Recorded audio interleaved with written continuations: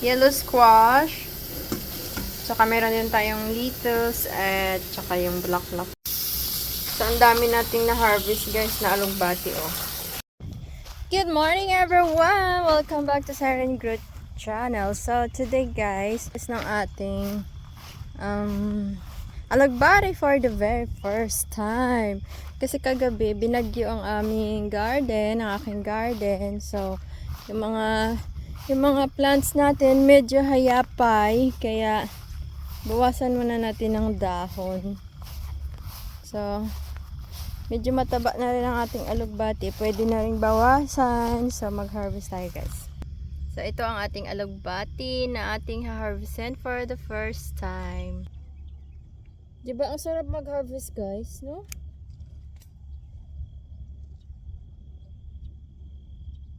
Pagka may tinanim ka talaga, may harvestin ka. May harvestin kang gulay. So, tanggalin lang natin yung medyo ano pa. Hindi masyado old. Yan, tanggalin na rin natin to para lumalaki pala ang alugbati pagka ano na. Pero hindi siya mahaba.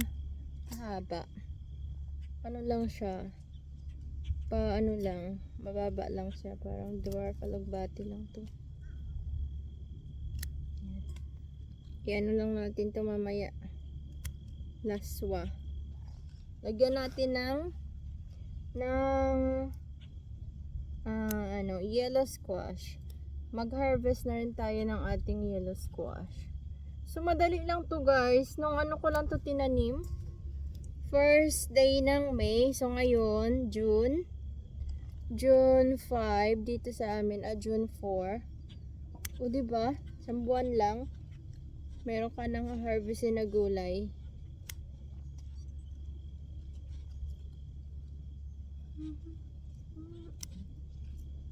Ito pa to. Ang sarap kaya ng feeling na mag-harvest ng sarili mong pananim kaysa bumili ka sa supermarket. Pero wala akong nakitang alugbati dito sa namin, sa supermarket. Ano lang, yung spinach lang na lagi kong binibili. Yung alugbati, wala akong nakikita na alugbati. Ayan. Dito tayo dito sa kabila. Para mabilis, madali ang ating pag-harvest. Harvest time. Ang pinakamasayang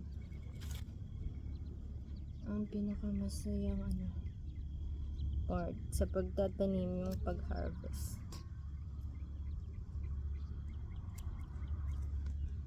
Okay. So, sa isang puno, madami ka na ring ma-harvest na leaves na dahon ng alugbati. So, until pa to summer, bago mag-winter, meron pa to. So, ilang buwan mo pang mapakikinabangan yung mga tanim mo, kasi pa ang winter dito is mga November, December. So, matagal-tagal pa to na gulayan.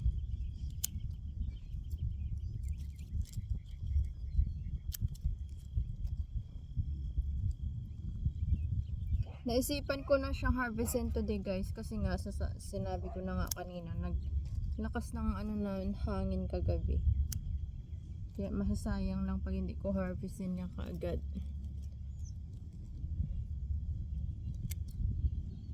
Malab!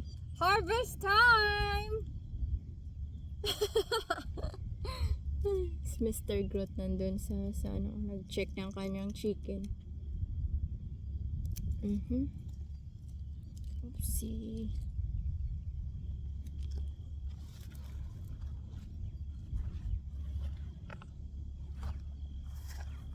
So, napuno na yung ating guys, yung ating tray.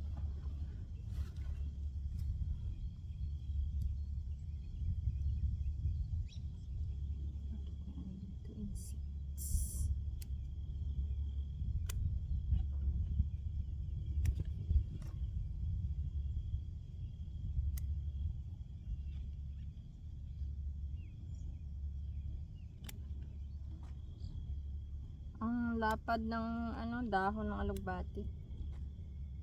'Di ba organic talaga siya? Organic alugbat, tapos wala din tong spray kasi hindi ako nag-spray ng ano, yung pesticide. Kagabi sabi ni Mr. Groot, yung aking mga ano, mga tinanim doon na seeds, dinalaw ng armadillo.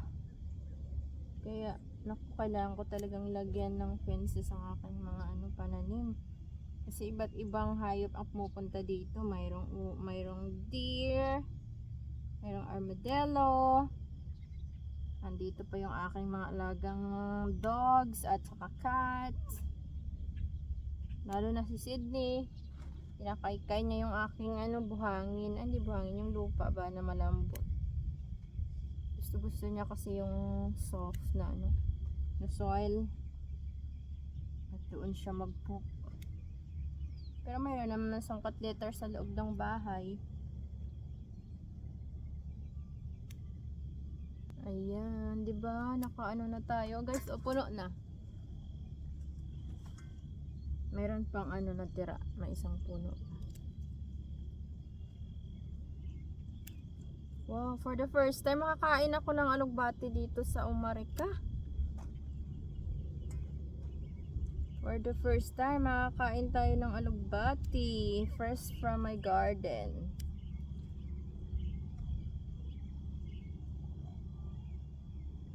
Lagyan ko sana to ng ano, hipon, kaso kahapon wala kaming nahanap na hipon. So antay-antay lang muna tayo sa ating ano, sa ating okra.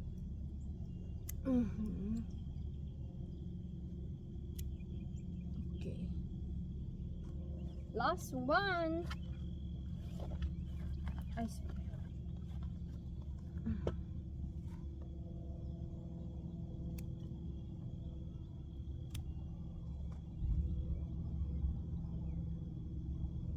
itong alugbati, guys, pinatubo ko talaga to from seeds.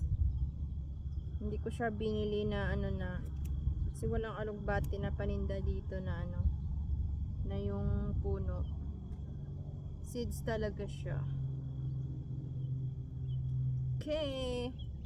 So ayun na, guys, naka-harvest tayo ng isang ano, tawag dito, strainer. So, 'di ba pag binili mo to sa store, $1. So, let's go naman, guys, sa ating yellow squash. Mag-harvest tayo, panghalo natin sa ating alugbati. Oh, sarap lang mag-harvest kapag may tinanim ka. Ano, namamatay?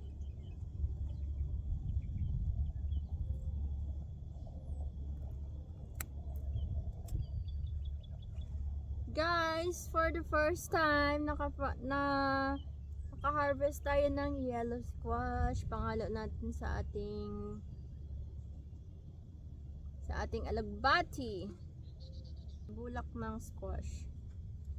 Ang kinukuha ko pala na ganito na flower ng yellow squash, male. Ito yung female na namumunga, yung male yung ganito. So pwede pala talaga siya na kunin yung male at saka lulutuin. So walang sayang. So mayroon pa ako nakikita na mga male flower. So kunin pa natin. Ganito.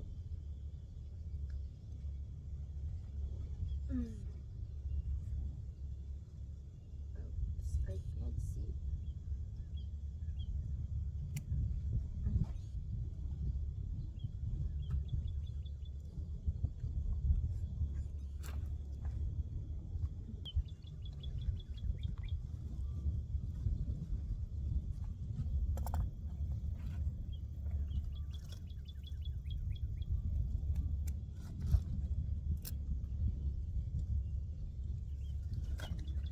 Ayan. So, ito na, guys, ang ating na-harvest sa ating garden. So, lulutuin natin ito mamaya for my dinner. Ako lang naman ang kakain kasi hindi sila kumakain ng mga leafy veggies dito. Ako lang.